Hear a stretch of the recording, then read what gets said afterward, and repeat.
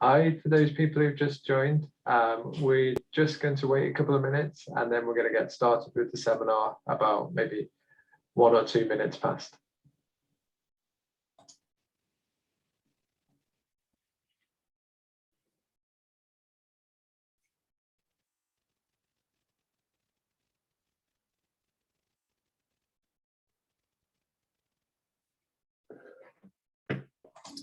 Yeah, I'll turn on live captioning as well.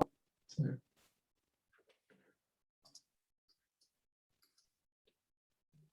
Live captioning should be on now as well.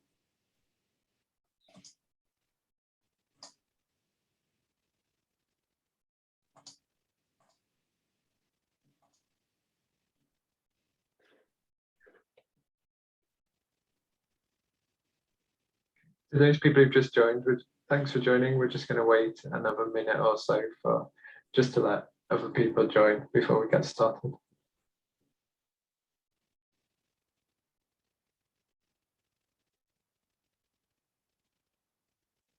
I do hope I speak clearly enough for the captioning, because when I did captions for lectures last year, there were some very peculiar things coming out. So I hope this is going to be okay. I can see some of it and I think it's coming out okay, but it is always the problem. At least with transcripts for teaching, you can go back and edit, can't you? Yeah, yes, that is true. Okay, so we're a couple of minutes past now, so I think we'll get started. So thanks to everybody who's joined today's seminar, Embracing Social Complexity. And the seminar will be delivered today by Dr. Corinna Elsenbroich. And Karina has recently joined the university, and Karina is a reader in computational modeling and is going to be based at the System Science and Public Health program at SPHSU. So that's the new program that's being led by Petra. And Karina joins from the University of Surrey, where she's based in the Centre for Research and Social Simulation, and is a co-investigator of the Centre for Evaluation of Complexity across the Nexus, which you might know better as CCAN. So unfortunately, we can't meet Karina in person just yet, although I know you've been able to actually visit the university and the unit and meet some people, which is great that you've been able to do that. But I really want to thank you, Karina, for delivering today's seminar so we can all meet you and hear about your research. So at the end of the seminar, we're going to have about 10 to 15 minutes for any questions. So you can either ask those questions in person or add them to the chat, and then I'll ask them to Karina at the end. But for now, just to say thanks to Karina, and I'll pass over to you for today's seminar. Well, yeah, great. Thank you very much. I'm only ever so slightly nervous, but luckily you can't see that well probably through the online medium. I'm going to give you a little talk about embracing social complexity, which is really where my research sits. Actually, I'm just going to unplug my phone. House phone tends to, just be very loud. Where my research sits, because I think we have to go through a major shift in conceptualization if we really want to understand the social world. So who am I? Well, as Jonathan just said, I've joined the university on the 1st of September to work with Petra and Alison, and of course everybody else in the unit, but these are the two collaborators who are closest to me at the moment on the system science program in public health. My background is actually in philosophy of science. That was my bread and butter first and second degree, and then I moved into computer science doing sort of logics of explanatory reasoning before joining the Center for Research in Social Simulation, CRES, at the University of Surrey for the last 13 years. And although starting as a computational modeler through CCAN, I got into much more general and generalized complexity research. And this is really what I want to talk about, this more general ideas behind complexity and what we need in order to embrace social complexity. So let's start with one of my favorite quotes, or my favorite complexity quotes in a way. This is the opening line of Dr Corinna, and it states, all happy families are alike and each unhappy family is unhappy in its own way. And what it tells us is that we have to try to figure out what causes happiness, but we equally have to figure out what causes unhappiness, because they don't seem to be mirror images of each other. Okay, there's one route to happiness, but there's several different routes to unhappiness. And maybe this already rings a bell to people who are interested in health or health inequalities or detrimental health effects, because there might be, there's one way to be very healthy, but there are a myriad of different ways in which you can descend into unhealthiness, for example. So there are two things here. One is that we have to look for causes, and we have to look for causes in the social world. And it seems to be that causes are a bit more complicated than we would like them to be. So some might be, some causal narratives might be very simple, like the happy family narrative, and some causal narratives might be very, very complicated. And we have lots of different configurations or ways in which unhappiness in this case can come about. So causality is really a bugbear for a long time in the philosophy of science, and as well for scientists. Ever since Hume, great Scottish person, ever since Hume put a spanner in the works of causal inference by saying, well, if we want to be proper empiricists, we must let go of the idea that we can know about causal connections. He says we can see something happening and we can see an outcome, but we cannot see the causal connection between those two. And in his philosophy, he developed this idea that without metaphysics, without the metaphysical assumption of a causal connection, all we're left with is regular association. We can say we can find regularities in the world. His examples were the bread nourished me today, the bread will nourish me tomorrow, because I can see the regularity of nourishment. But he said we cannot do anything else, but we cannot allow ourselves to do any more inference if we want to be empiricists, but to say we have these regular associations. So we can't talk about causes anymore. And what we have done in the sciences is to sort of combat the problem that we can't talk about causal connections. We have constructed processes and protocols and a whole area of statistical analysis, which takes out bias, which gives us a scaffold to shore up our regular associations, so that we can say something like, well, they're like really, really, really regular associations. Okay, we're not quite going to say this caused that. Everybody knows correlation is not causation, but we have developed this massive toolkit to understand the regularities that we find in the world through statistical analysis. By looking at what are the most common regularities, what occurs all the time, kind of thing, or in most circumstances.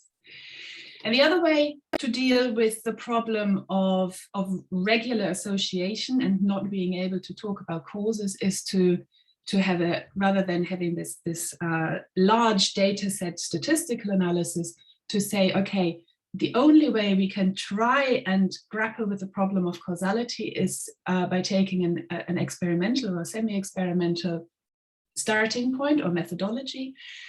And this relies really on the idea that we can control a situation in such a way that we can single out a particular cause as being at the heart of a particular outcome. So through controlling, we're saying we can make statements that are over and above a regular association. But note, for experimental research, it's also really important that we can replicate the experiment. So this regularity idea is still there.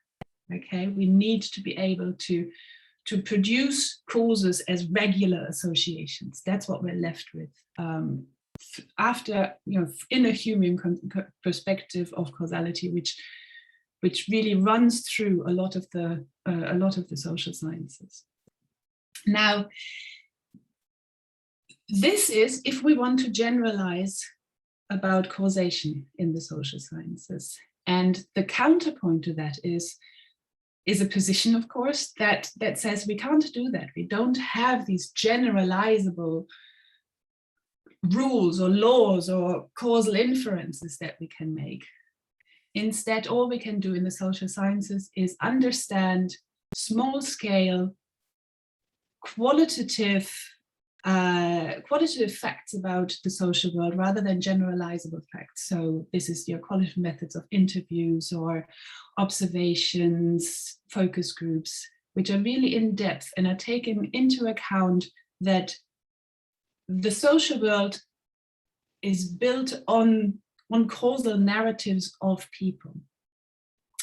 So in a way, what we're left with when we want to understand causes in the social sciences is that we have these two positions where we're either drowning in context in a qualitative research, which is very, very small scale, or we're forgetting about context altogether in the quantitative, in the sort of statistical experimental setup where we're controlling for context or taking out context in order to make our claims, our causal claims. And this is really where a complexity perspective provides a shift, a major conceptual shift in saying we don't have to abstract from context or drown in it. We can take context into account as a feature of the social world or the system we're looking at in our case, probably the social world, by saying the system as a whole is the context in which we have to understand what is happening in the outside world. So a complexity perspective says we have to look at the system. It says we can find some regularities, but we have to be context sensitive. It says that we can know things about the system rather than just individuals. But what we have to grapple with are some very annoying features, let's put it that way, annoying features of complex systems. And I get to them in a moment. So there are challenges that come about when we're shifting to a complexity perspective.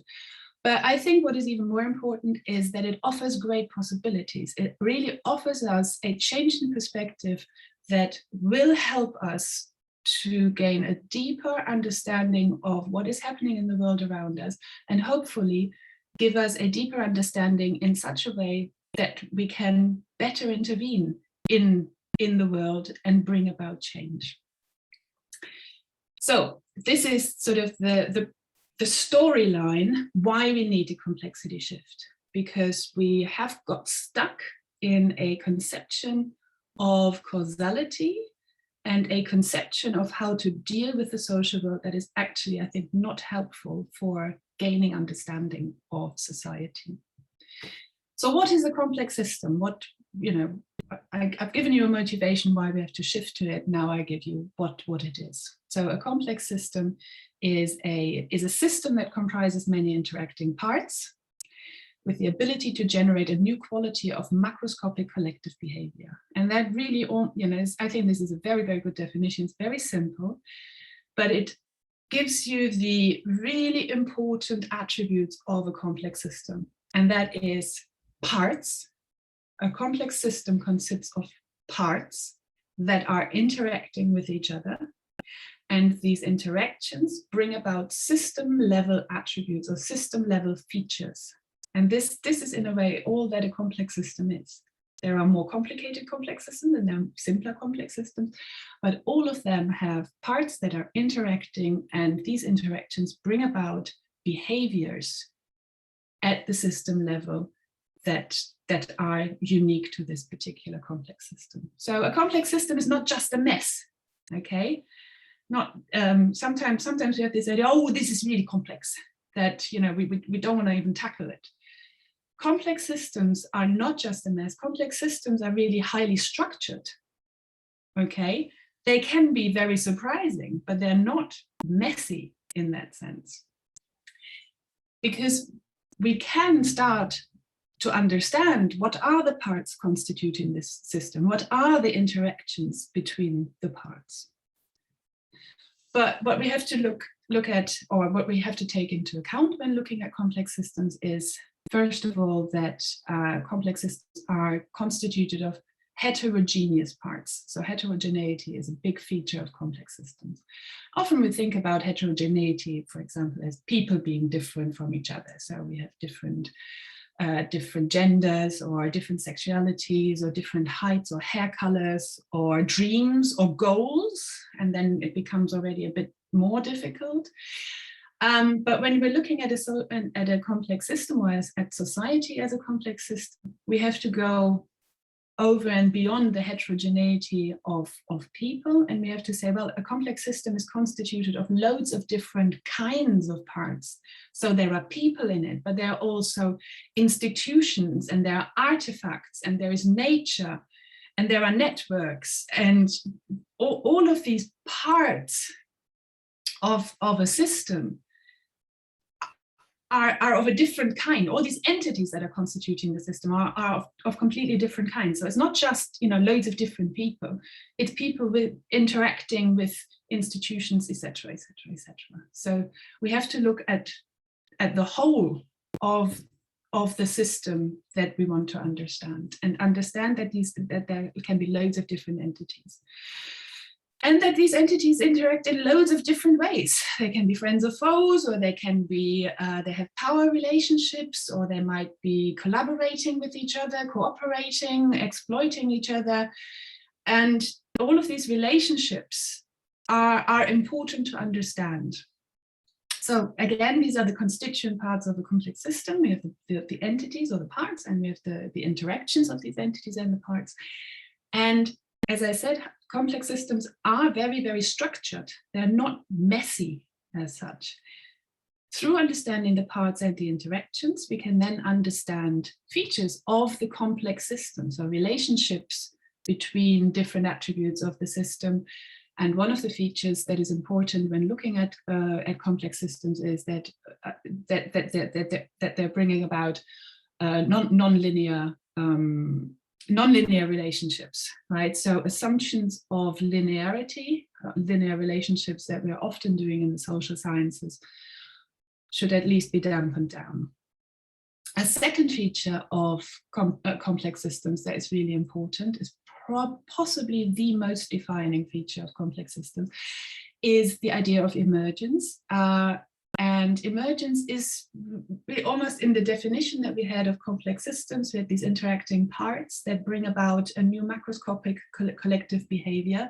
And that is really the idea of emergence, that we are getting an emergent phenomenon is a phenomenon that describes something at the systems level and cannot be attributed to the individual parts of the system. So the easiest example for an emergent phenomenon is a traffic jam. It doesn't make any sense to talk about one car as a traffic jam. A traffic jam needs loads of cars that are in a particular relationship of stuckness to each other. Only then do you have a traffic jam. So the attribute of a traffic jam can only be applied to the system of these cars being stuck. You all have a relevant motorway in your head by now. Okay, so emergence, very, very important feature of complex systems. Then complex systems are inherently dynamic. And we already had this with the parts and their interactions.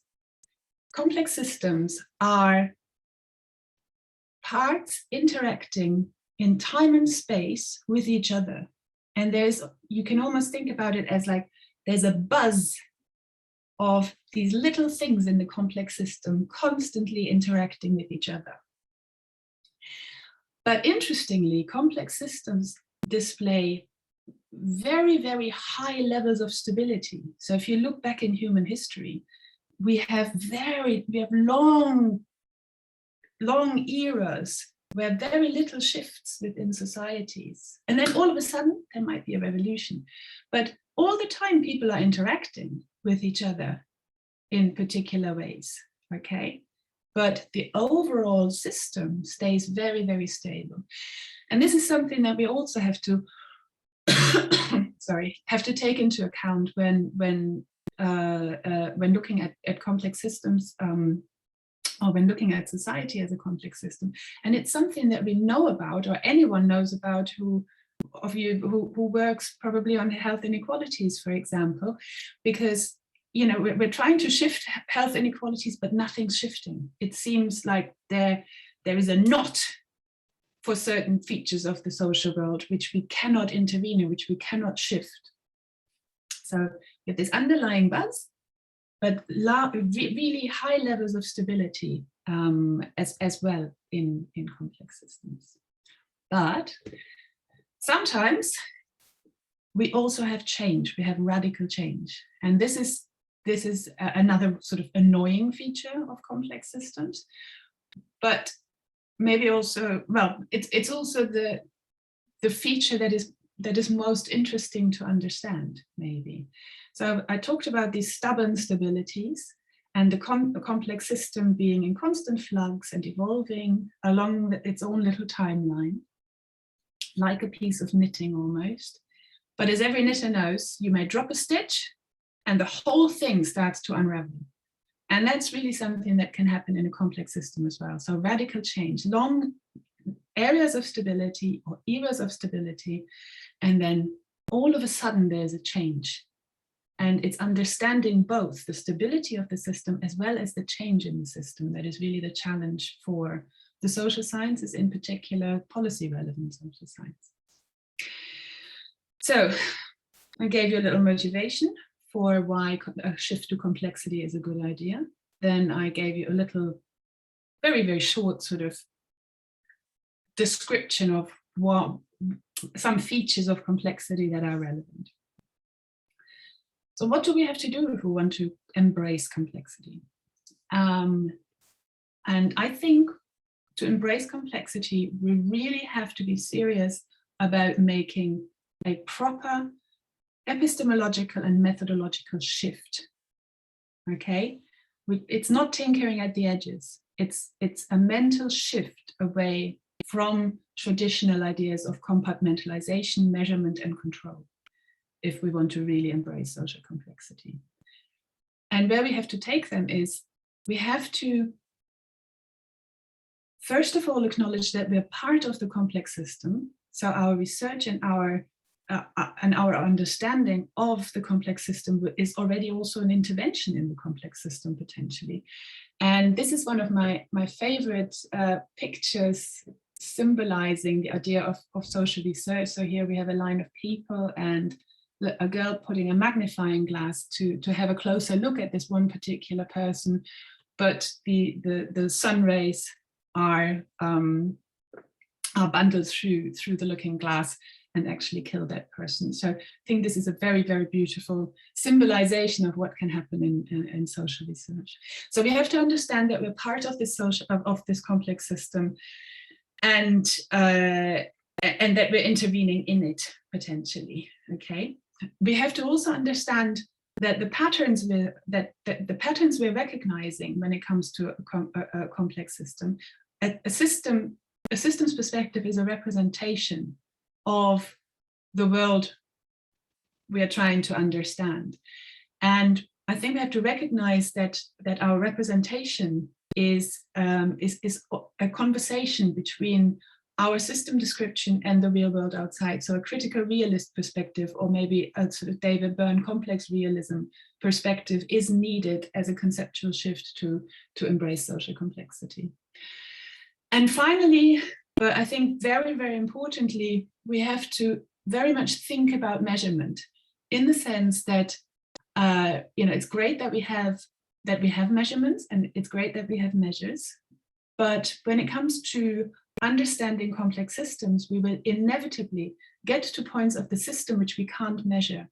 And we must not throw them out just because they're not measurable. So we must not lay ourselves open to the McNamara fallacy of measuring or thinking that the only important things are those that can be measured. We have to acknowledge some things can't be measured, and we have to think about how we can represent them if we can't measure them. Okay, so again, a really big conceptual shift. And this is really where my research lies. It's in this idea of how can we bridge the gap of traditional research through a complexity perspective, and working on bridging this gap in a methodological, well, bridging this gap and what we need methodologically, ontologically, and epistemologically. And it's a shame that Alison isn't here because she doesn't like all these words, she told me. So I put them in just for her. So how can we do this? Well, possibly the most used quote when it comes to motivating complex social sciences. It's a nuisance, but God has chosen to give the easy problems to the physicists. And I think embracing social complexity means to say, let's try and solve the difficult problems. And on the side, the rainbow is just a small set of the challenges that complex systems provide. So it really is saying, let's try to solve the difficult problems of the social world. And the first thing we have to do if we're serious about that, is we have to leave behind this idea of that we cannot find out about causes, that we somehow can understand the social world without getting our hands dirty and making assumptions about causal connections. We have to nail our colors to the mast here, and we have to say, right, sometimes we have to make causal assumptions in order to understand what is happening in the real world. And there are lots of different new conceptions or alternative conceptions to this regularity idea of causality. This is a little table adapted from Stern 2012, which is a report on alternative methods for impact evaluation, going through a host of methods like that I'll talk about a bit later. But the important bit is that this first line here is really the first two lines, the counterfactual and regularity conceptions, are the conceptions of causality relying on a Humean idea of association. And they draw out two different kinds of causal connections or definitions of causality, which are called configurational and generative. And I'm just going to very briefly go through them. So the configurational causality is best explained by the fire triangle. And yes, I've just done my induction. So, I thought this was actually quite a good example for that. So it's not heat that causes fire. It is heat together with fuel and oxygen. You need all three to converge in space and time to bring about a fire, okay? And ideas of configurational causality are saying, right, that's how we have to understand the social world. We have to look at these convergence ideas of inequality coming about through a convergence of poverty, social exclusion, bad food, etc., etc. So it's not one thing causing the outcome, it's a configuration of attributes, or it's a configuration of situations that bring about a particular outcome. So, for example, another example is to think about COVID. So most people have a mild disease from COVID.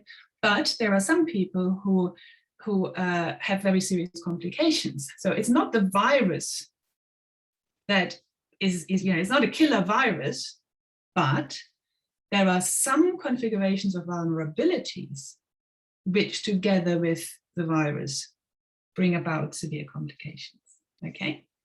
And it's not clear what it is yet, but age of course plays a very big role, but it's not age as a single cause. So that's configurational causality, really looking at this convergence of different aspects in space and time. And the other idea is generative causation, and that is really shifting our conception away from saying we can only find associations or configurations. Configurations is just a more complex idea of these associations in a way. And generative causation says, if we really want to understand outcomes, phenomena in the real world, then we do have to understand the causal mechanisms that bring about these outcome configurations. Okay, so this is the realist evaluation CMO framework idea of things happen things happen in the real world, and to understand them, we need to understand the outcomes. We need to understand the mechanism in the particular context in which the narrative unfolds in a way. And to have another COVID example, so for example, the Alpha variant, when it came about this time last year, all of a sudden we had a variant that was much more transmissible. We knew it was more transmissible, but we didn't know why. And there were lots of different possible mechanisms that were entertained at the time. For example, that it multiplies faster and thus people had a higher viral load, and that's why they shed more virus, or that it survived longer in the air, and thus, for the same amount of COVID in the air, more people passed through it and got infected.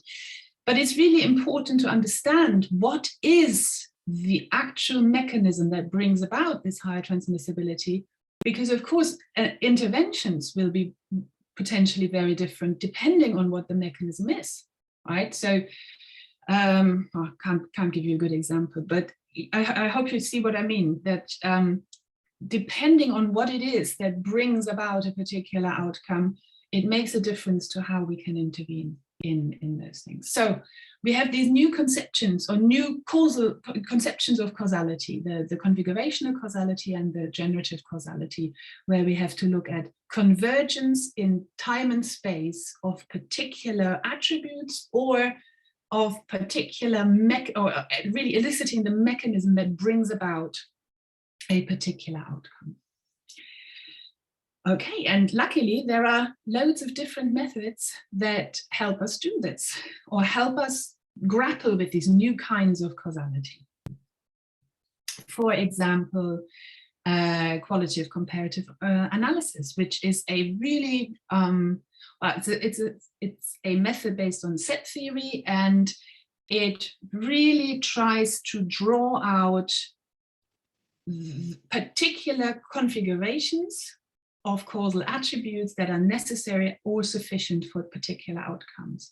It's a great method, great empirical method to look at relatively small sized data sets where you couldn't do a statistical analysis, for example, sort of medium sized N. You could have 20, 30 cases, maybe even less.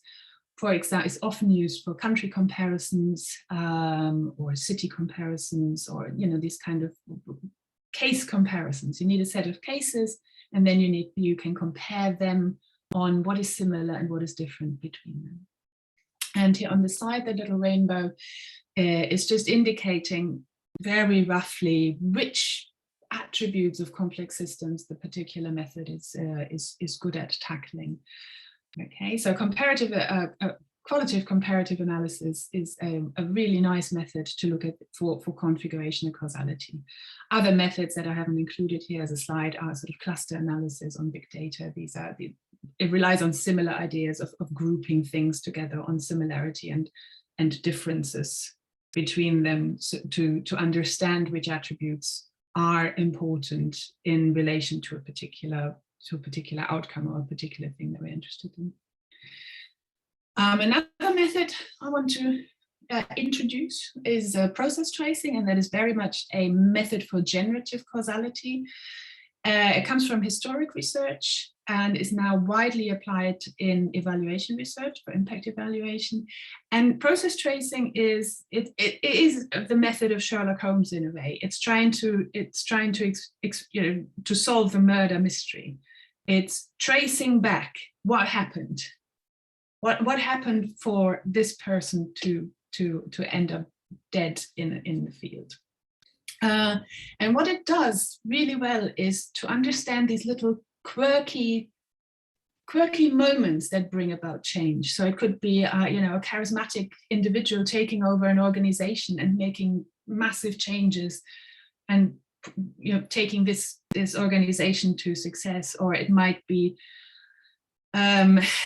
how a terrible individual took over an organization and ran it down. Okay, but it's really tracing back the steps of what happened when in order to bring about the outcome. So this is really looking in close detail at causal mechanisms, or the causal mechanism of a particular narrative. These two methods, QCA and process tracing, can nicely be combined, because for QCA you need good understanding of an individual case that you then want to compare, and process tracing can give you a handle at understanding the case. So already we have a potential combination of methods here.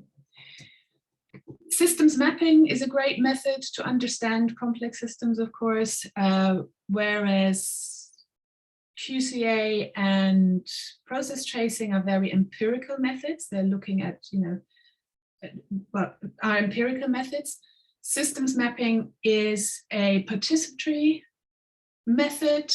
Doesn't mean it's not empirical, but it's very much a representational method. It's trying to represent the relationships of different parts of the system, and is often done, as I said, in a participatory way, to also include that a complex system or a systems map is really a representation of a complex system. So again, this idea of critical realism.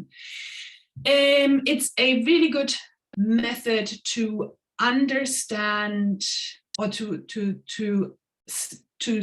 give you a starting point for the understanding of what your complex system is, or what the system is that you have to be interested in to answer a particular question.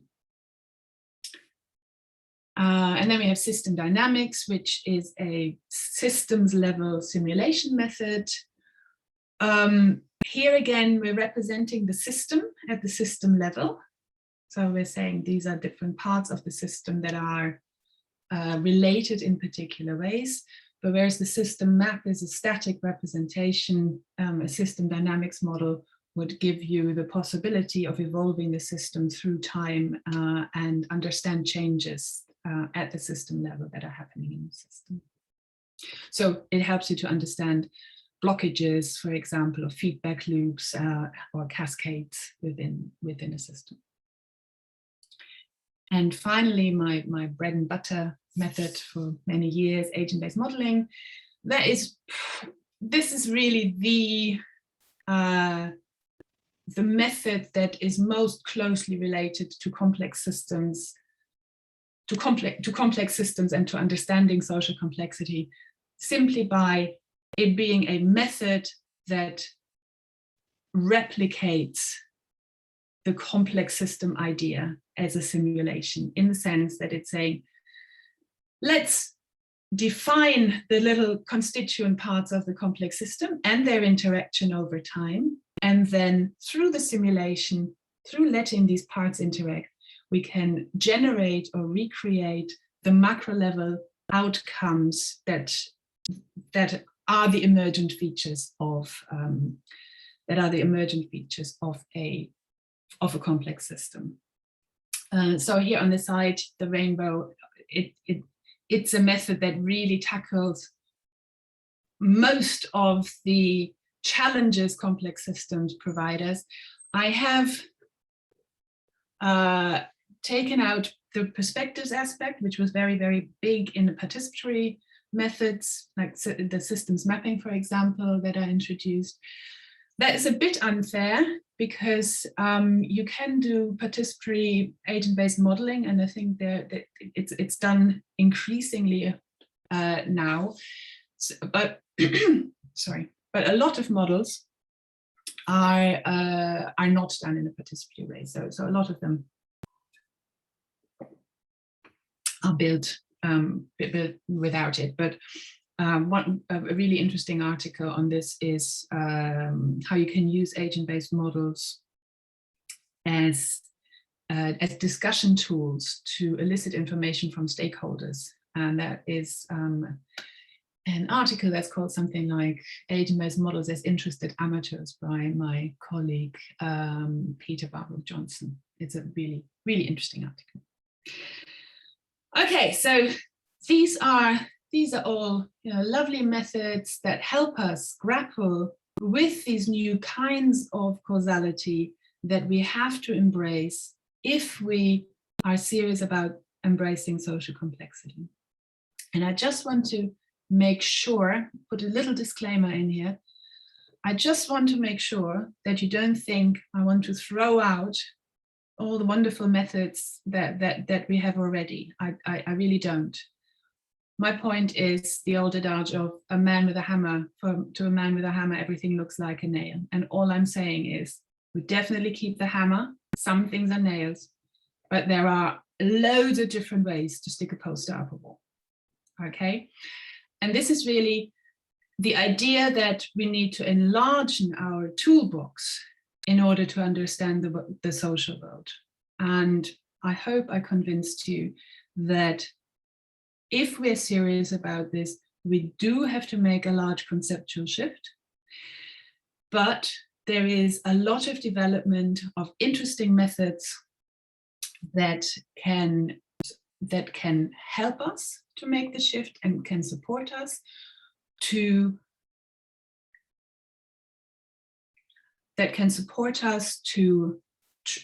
develop really good research within a complexity social science perspective. And there is a lot of interest in these new methods or conceptualizations. So the magenta organics is an annex to the traditional Magenta book evaluation methods framework, which is going through methods like process tracing, contribution analysis, QCA, theory-based evaluation, in order to put them into the fold of evaluation researchers, because you know a lot of evaluations can't be done on experimental or statistical frameworks.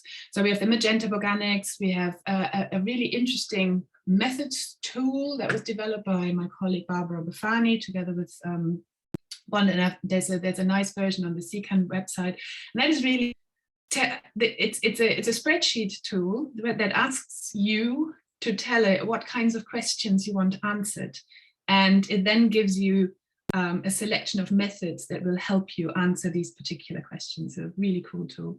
And the the complexity evaluation toolkit that's sort of fresh off the press. I think it was only released last week or something. And these are outputs from CCAN in this sort of complexity and methods space. And of course, our very own system science and complexity science program at the unit, which are trying to develop and apply ideas of complexity and system science to the problem of health inequalities. So there's a lot of movement, luckily, in that vein that I was trying to motivate earlier in the talk. So how I see myself is a bit, you know, like in good old Sherlock Holmes fashion, as a sort of consulting methodologist almost, because I'm really interested in figuring out how we can find out the relevant things that we need in order to make change. Okay, and that's me done. Thanks for listening. I might just share now. Should I leave this on or should I unshare?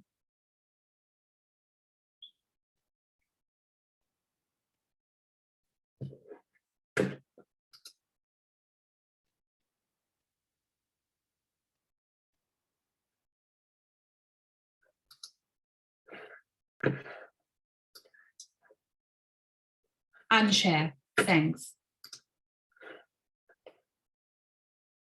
Okay.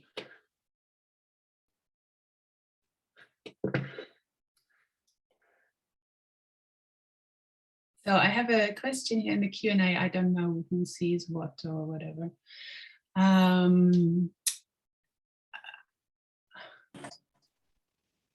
How much causes change over time? I'm back. Sorry, my computer froze, but I'm back. So, but luckily I got to hear the full presentation, so that's fantastic. And thank you for such a brilliant overview of complexity.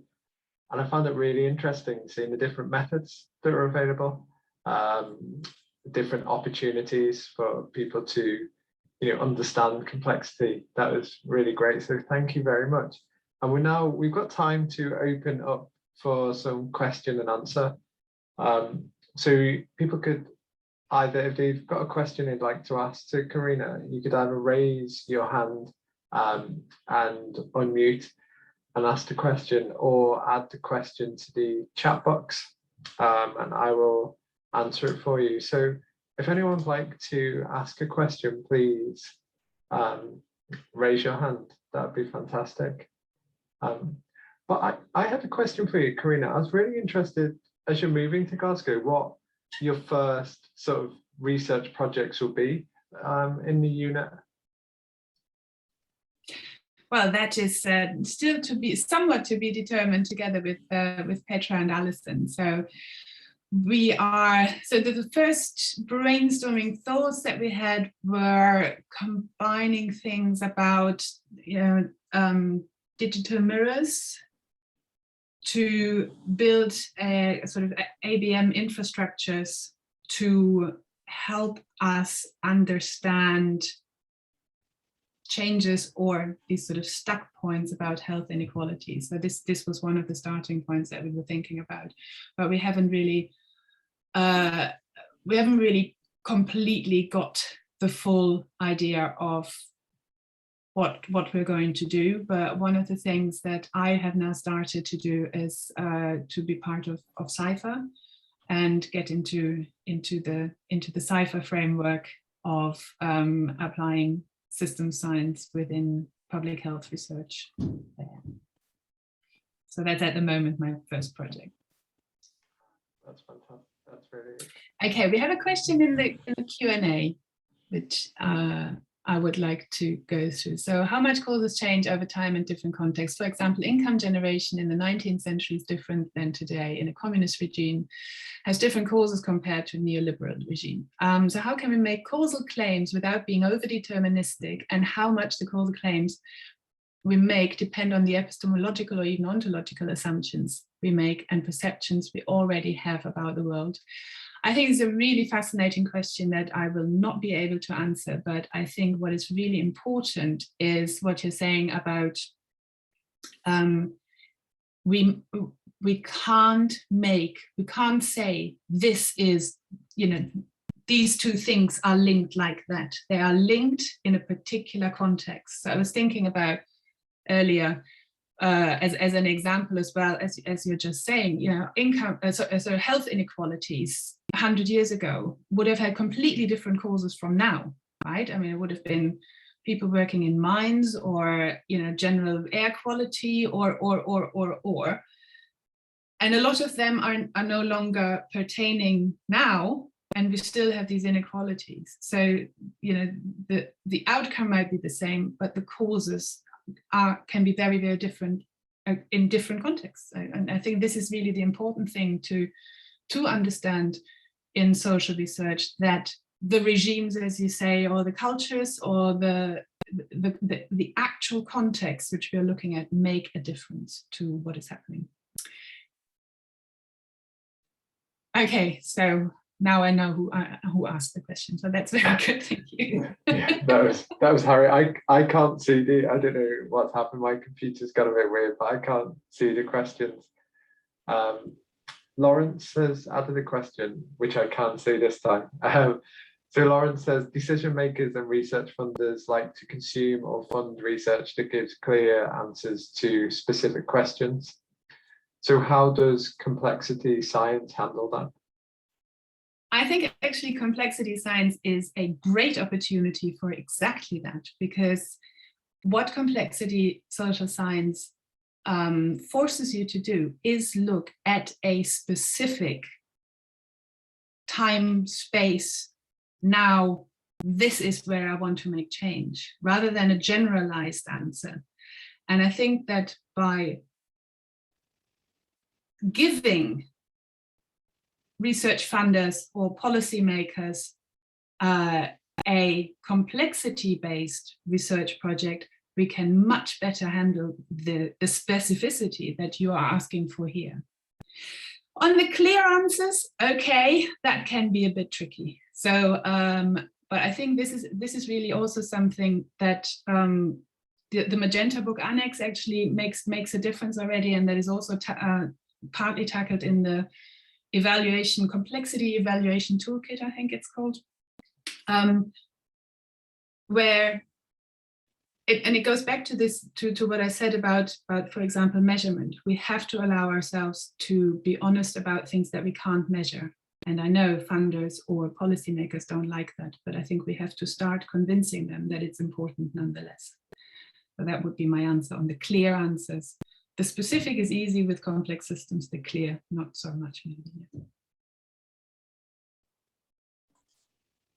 Thanks. So we've still got time for a couple more questions. So if anybody, somebody's raised.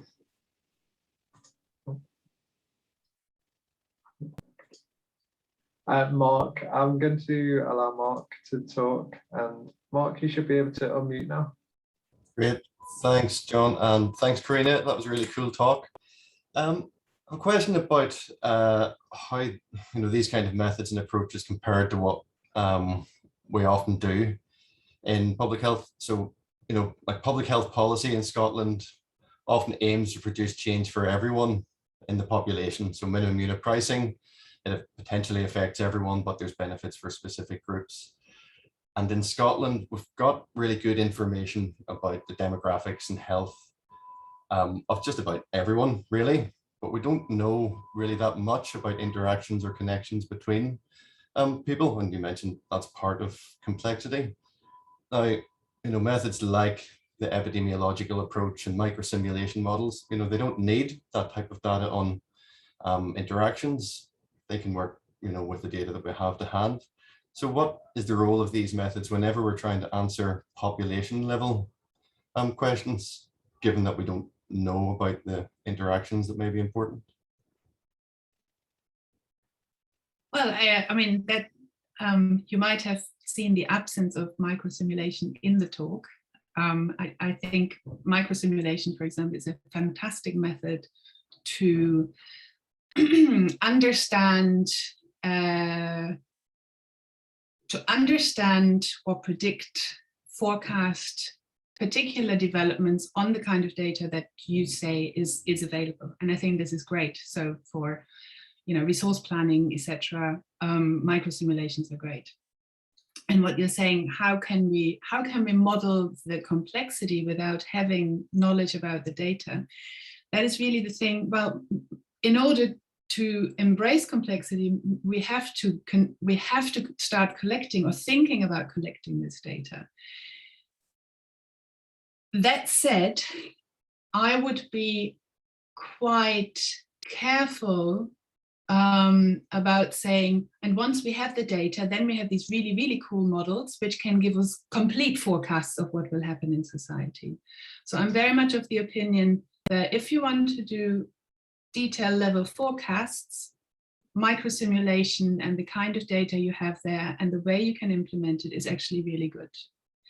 As soon as you're going into the complexity, relationships between parts kind of thing, prediction and forecasting, I'm very careful about. For me, the simulation methods then become methods for understanding the system rather than predicting what will happen in the future. Does that make sense? Yeah, that's great. Thanks very much. Thanks, Karina. That was really interesting. So we've got, if anybody's got another question. We do have time probably for just one more question. I realise we're approaching 1 o'clock. But if not, I'd just like to say a huge thank you, Karina, for today's presentation. I thought it was really interesting, and I'm sure everybody else did. It's a shame we're not all here to give you, a round of applause and then be able to chat a bit more informally about your research. But hopefully, as we move forwards, travel to the office, a bit more people we can meet and have those conversations and hear more about you and hear more about your research would be fantastic. That would be brilliant. So yeah, everybody, thanks very much for coming and listening, and I hope it wasn't too boring. Okay. It's fantastic. Thank you, Karina, and hopefully meet you soon. Yes, meet you soon. Take care. Bye. Bye.